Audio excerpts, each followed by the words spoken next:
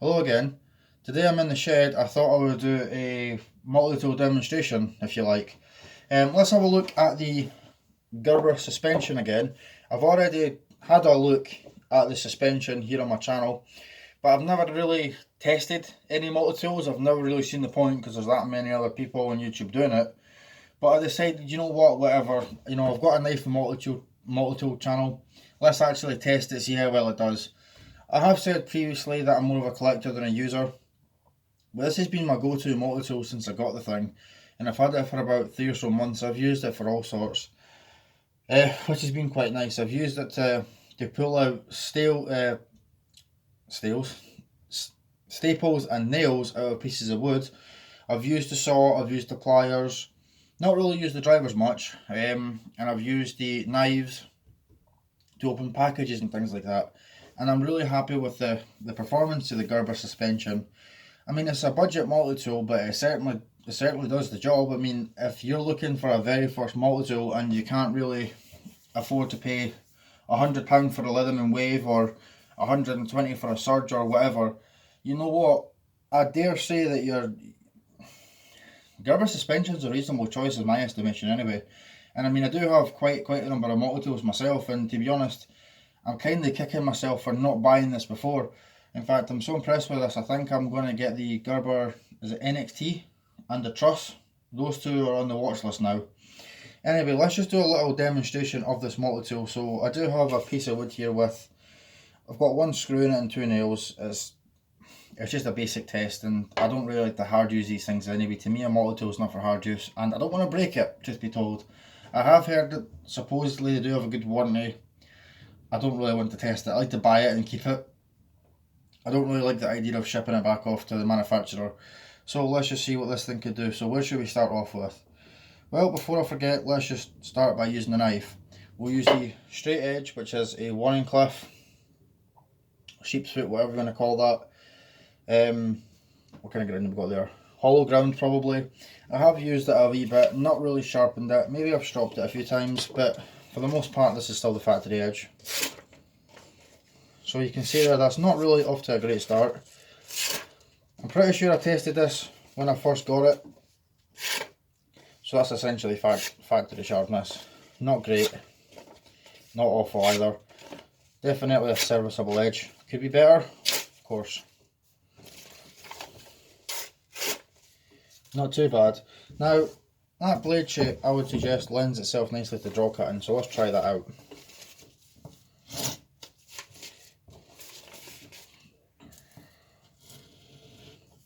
Well, if you take your time and go slowly, you can get a reasonably clean cut, except that, if you want to do a draw cut.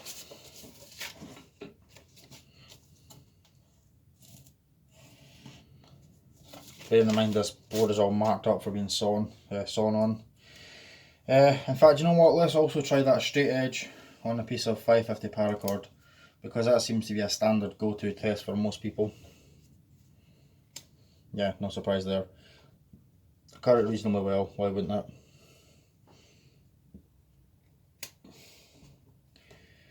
Speaking of the knives, let's try the serrated knives. I'm not really much of a fan of serrated blades, honestly, because I can only imagine they're a pain in the ass to sharpen. In fact, they are a pain in the ass to sharpen. And that's another thing as well with serrated edges. I find that they just sort of want to hold on to whatever it is you're cutting, but you can see there it works just fine.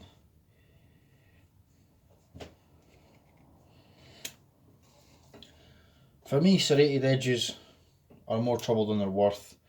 What else shall we try out here? Let's try out the pliers.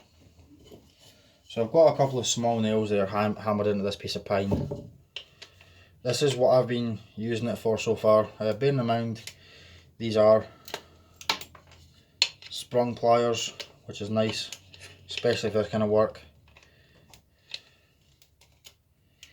To be honest, I mean that'll work just fine. Personally, I wouldn't put it through too much more than that, because like I said, it is a budget multi-tool.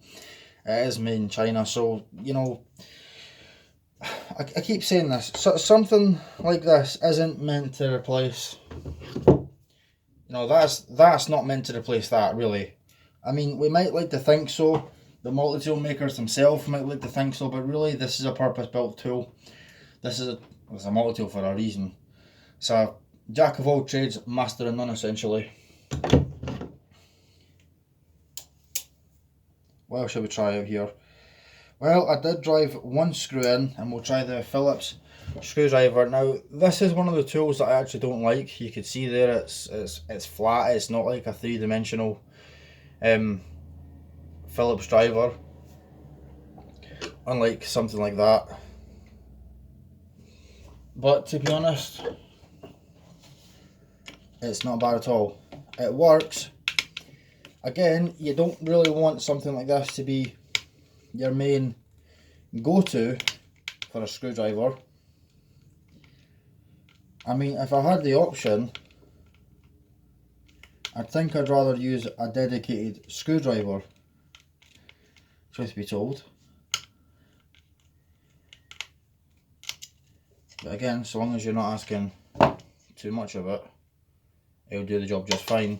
Now, there is also two other drivers on this multi-tool. Is it two drivers? Two flatheads, I think. Or is it three? No, it's two. So there's your drivers, essentially. You've got one Phillips and two Sloyd.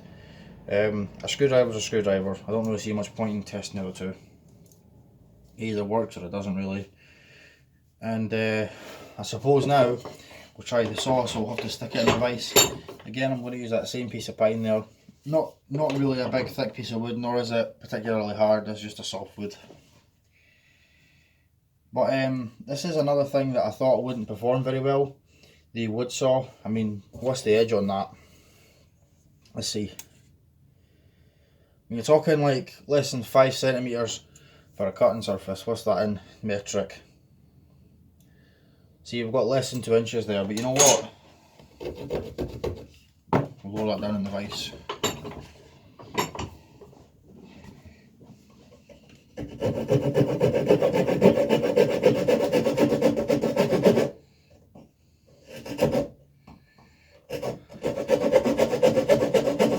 That's the thing about having such a small blade, is it slips out quite easily.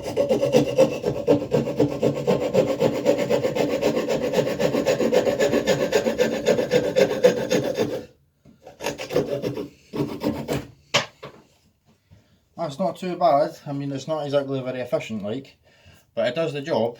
I mean, you're not exactly gonna... Don't expect something to cut like that. I mean, I suppose you could if you really wanted to. But that's going to take quite a lot of energy to cut such a piece of wood. I don't see the point. It's not really designed to do that. And what else do we have on this thing? I think really the last thing to test would be the scissors. These two have a reasonably good reputation and I'm fairly happy with them. So let's just try cutting a piece of notepad paper.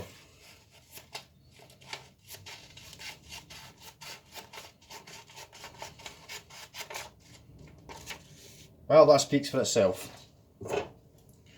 And lastly, let's try cutting a piece of paracord. Does the job after a few snaps. But I would suggest, you already know what I'm going to say there, don't you? Victorinox is way better. But that said, for a budget multi-tool at £30, get one. Definitely worth the money. Now let me just double check that that's everything before I end the video. Ah yeah, there's one more thing. That's the can opener, bottle opener. I don't have any bottles to open nor do I have any cans to open, so I'm afraid I'm going to have to skip that. That said, I have used it and it works fine. It's just nothing wrong with it at all. So there you go. That's pretty much the entire tool set right there. Again, 30 quid for that. I mean, what are you getting for your 30 to 40 quid? Even if you don't get it for 30, sorry, it's a bit dusty in here. Even if you do have to pay £40 for this, which I would still suggest isn't bad, what are you getting for that money? Well, you're getting a reasonably good set of sprung pliers, a serrated knife, can opener, bottle opener, small slotted screwdriver, a pair of reasonably good scissors, a small 2-inch wood saw, a Phillips driver, a slotted screwdriver, and a straight knife. All the components lock. That's a good thing or a bad thing depending on where you live. In Britain, we're not really meant to carry them if they lock, but for anywhere else where they've got reasonable laws, definitely a good option.